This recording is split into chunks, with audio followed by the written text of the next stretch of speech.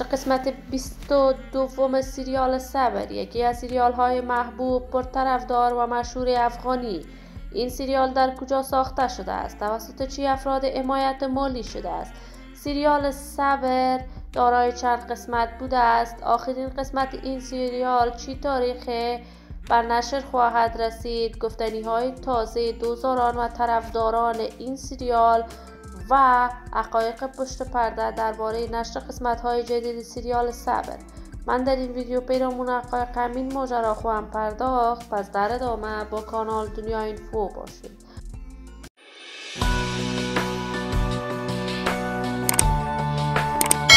سلام و سلامتی نثار تک تک از شما دوزاران و همراهان نهایت ارجمند کانال دنیا اینفو. شما را خوش آمدید میگم به یکی دیگر از ویدیوهای جذاب و دیدنی این کانال. اگر دوست کانال دنیا اینفو باشید، پس برای من هرچی بیشتر از این کانال علامت سابسکرایب را فشار دهید تا ویدیوهای دیگر کانال دنیا اینفو را از دست ندهید.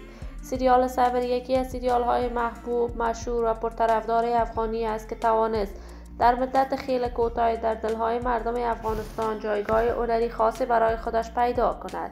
این سریال جذاب و پرطرفدار افغانی توانست خوب بدرخشد.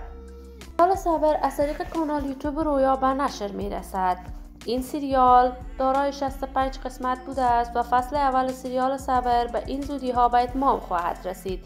سریال صبر هر قسمتش بیشتر از 100,000 بار بازدید در یوتیوب را از آن خود کرده است که درآمد چنان خوبی هم در میان مردم افغانستان داشته است.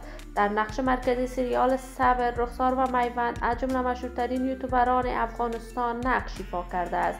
این سریال از قسمت اول تا قسمت آخر در کشور پاکستان ثبت شده است و بنیانگر زندگی افغان ها بوده است. تا کنون معلوم نیست سریال صبر توسط چه افراد حمایت مالی شده است، ولی این سریال درآمد خوبی داشته است و تمامی نقش آفرینان این سریال نقش‌هایشان را به خوبی اجرا کردند.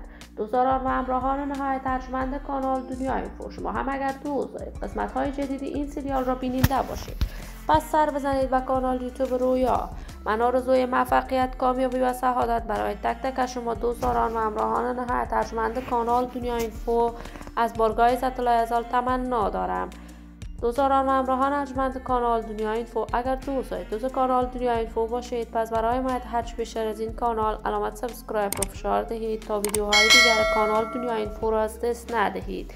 تا درود دیگر تک تک از شما خوبان را به لای من امانت گذاشتم. موفق کامیاب باشید.